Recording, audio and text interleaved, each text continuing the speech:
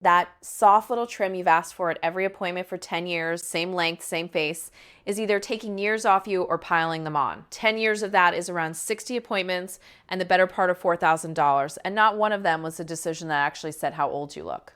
Because the difference isn't the cut, it's 5 styling habits you do at home, in your own bathroom, with your own hands, in the 10 minutes before you leave the house. I'm Rosalind Gray. Here's the honest part, and I want you to hold on to it. If you've ever walked out of a salon looking 10 years older, that was never your fault. Nobody ever taught you what to actually ask for. I spent 35 years behind the chair, and I watched women guess wrong in both directions every single week. The ones who cropped it up to the ear because a magazine told them short was sensible after 60, and the ones who hung on to 18 inches of thin, dry length because cutting it felt like giving something up. So tonight, I'm going to teach you to see it for yourself in your own mirror before anyone picks up the scissors. 5 fixes, counting down. Number 1 is almost certainly the thing you did to your bob this morning. Number 5, building volume at the roots. You know this move. Blow dry with a round brush, lift at the crown, maybe a little back combing underneath if it's flat, the fine-tooth comb pushed back toward the scalp, 4 or 5 strokes into the section, then the top layer smoothed over it like a lid. Every stylist has done it to you at the end of an appointment. It's meant to read as full, healthy, young. Here's the honest truth.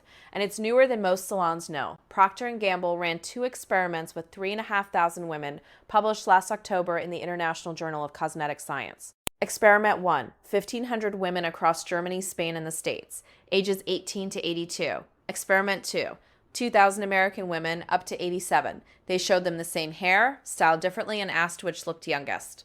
The winner was straight aligned, high shine, and low volume. The high volume version, round brushed and back combed, scored worse. And the paper says the penalty was bigger for youthfulness and attractiveness than it was for looking healthy. Their words, combinations of hair features that include high volume were evaluated less favorably. Now I'll be fair with you, because you deserve the caveat that study was paid for by Procter & Gamble, who sells Shine products, and the wig sat on models aged 27 and 32. Their high volume meant teased and back combed bulk, not a bit of lift on a genuinely thin scalp. So this isn't flatten your hair, it's stop teasing it. I had a client who came in every Friday for 30 years, call it 1,500 appointments, and asked for the crown as big as you can get it. She was 68 and she looked 78 from across the room because every one of those backcombing strokes dragged the cuticle scales the wrong way. And scales that stand up don't reflect light, they scatter it. Do this now. Stand at the mirror and turn your head slowly to one side under the lamp. Watch for a band of light traveling along the hair as it moves. If you see that ribbon of light, your surface is smooth. If it looks matte and cloudy, that's the back combing. The fix is a vent brush instead of a round brush. The flat one with the slots cut through it, $8 or $9 in any drugstore, and it's exactly what the study used for the low volume version. And when you're in the chair, say this: smooth it down at the crown, don't tease it, I want the shine. That's the crown sorted. But number 4 is what most women reach for the second the volume falls flat. And it does far more damage than a brush ever could. Number 4, running the straightener over your bob on the hottest setting. I understand it completely. You want that sleek line. The study says straight reads younger, so you clamp the iron down and drag it through until it's glass. 3, 4 passes over the same section, twice a week, maybe every morning. Here's what's happening inside the hair. There's research from last December on thermally induced changes in the cuticle and cortex. Above about 230 degrees Celsius, the cortex, the core of your hair, melts and evaporates. Between 220 and 250, you get melting and denaturation of the alpha helix. That's the protein spring inside every strand, giving up permanently, not dryness you can condition out. Structure gone. And here's the part that should stop you cold if you color or relax your hair. Chemically straightened hair starts breaking down at 175 degrees. Where virgin hair holds until 200, treat your hair and you lose 25 degrees of safety margin on a tool that goes to 230 as standard. Most irons ship with the dial pushed to the top, 450 Fahrenheit, straight out of the box, and almost nobody ever moves it down. The American Academy of Dermatology's position is blunt. Hot tools once a week or less, always the lowest setting that works. Margaret sat in my chair with a beautiful silver bob and 1 inch at the ends that had gone the texture of dry grass. She'd been ironing it flat every single morning to hide the frizz the ironing caused. An inch off a jaw-length bob is 4 months of growing back, and she had to lose every bit of it. Do this now. Take a small section at your temple and slide it slowly between your thumb and forefinger out to the tip. If the last inch feels rougher than the root, sandy, catching on your skin, the iron did that. The fix isn't giving it up. It's the lowest setting that still works. Once a week, 1 pass per section instead of 4, and blow drying smooth with a vent brush the rest of the time. To your stylist, I want the shine without the iron. What's the smoothest blow dry you can give me? Which brings me to the fix I hand every woman first, because it's the one that costs nothing. Those are the tells. And for years, the women in my chair asked me to write them down: which shape for a round face, what to do when the hair goes fine, the exact words to say so I don't walk out with a granny cut again. So eventually I did. It's called the Ageless Hair Handbook, every fix in this video and a good many more, matched to your face shape and your hair type, with the sentence to hand your stylist written out ready word for word, so you're not trying to think of it under the salon lights. One guide that sits on your phone while you're in the chair, so you can read your own head before somebody with scissors reads it for you.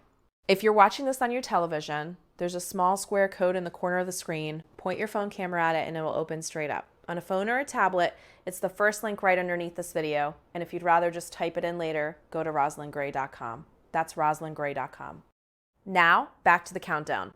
Number 3, dragging a comb through your bob straight out of the shower. It's the most natural thing in the world.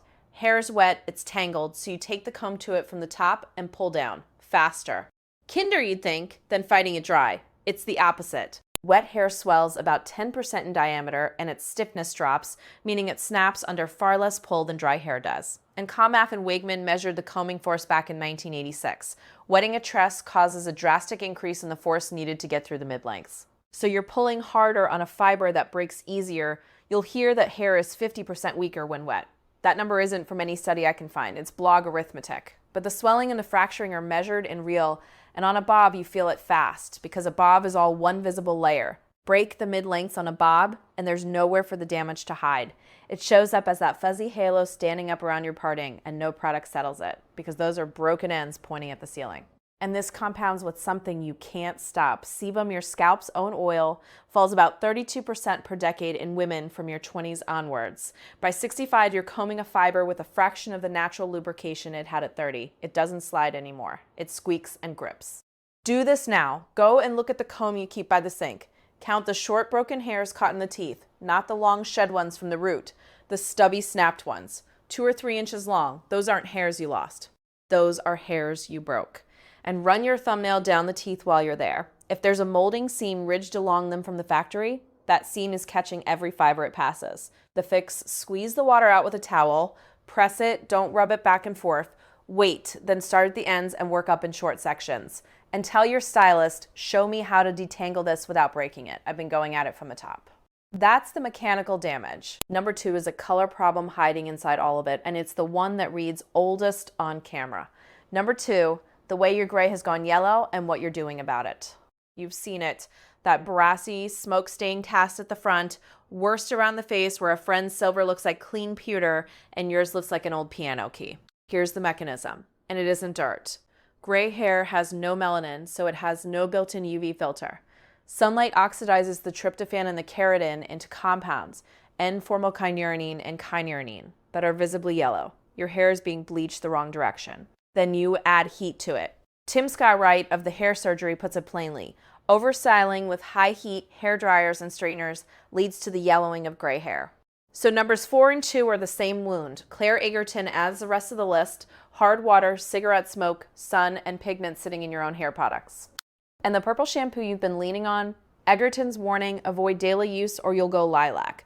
I have watched a woman turn her beautiful white bob the color of a lavender bag.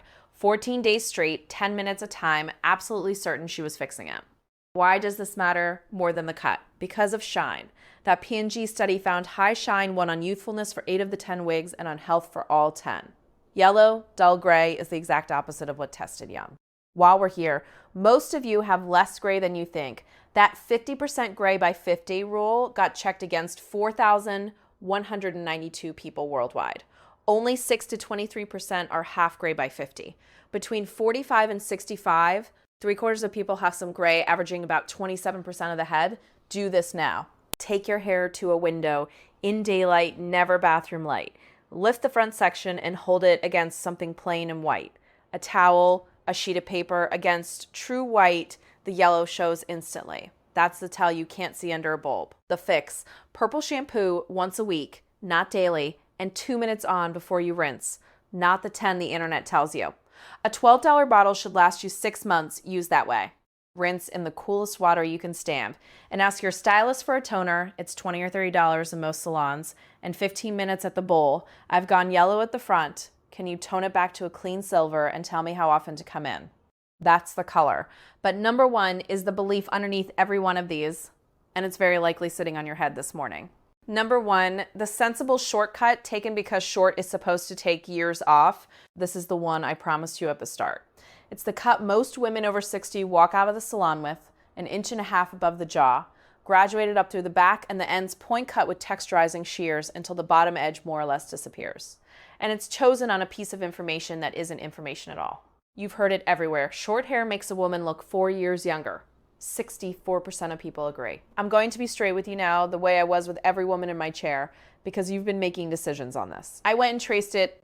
That statistic comes from a hair transplant clinic's press release. No journal, no method, no sample size. It's marketing, and it has been repeated so often that it's now sitting in your stylist's mouth as a fact. The chin length bob numbers going round, 2.4 years younger, cropped cuts adding 1.1 years. Those have no study behind them either. And nothing in the research supports 10 years off.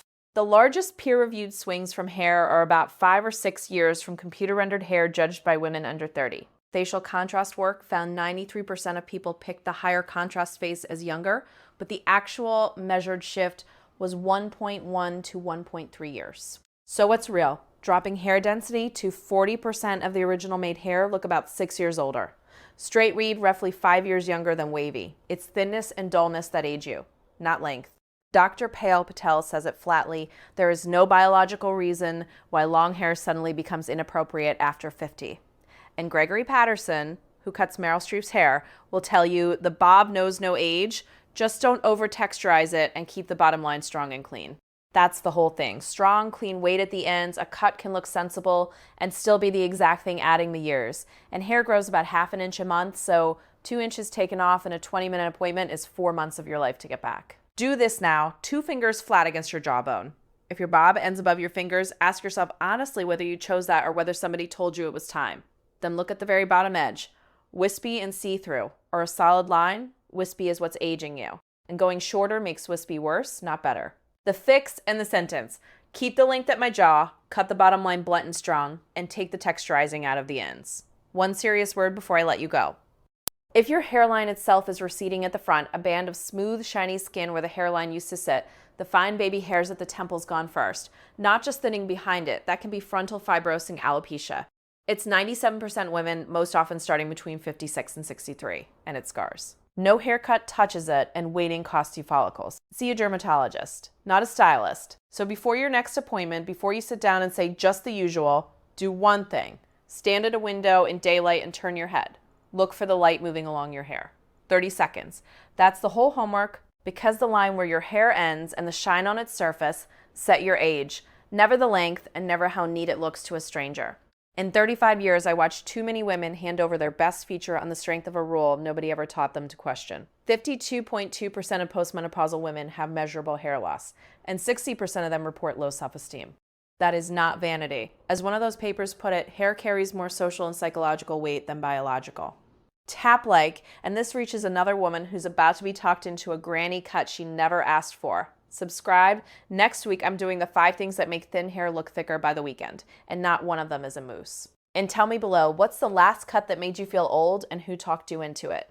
I read every single one. Number 1 is probably on your head right now. Go and find a window, turn your head, and watch for the light before your stylist decides for you.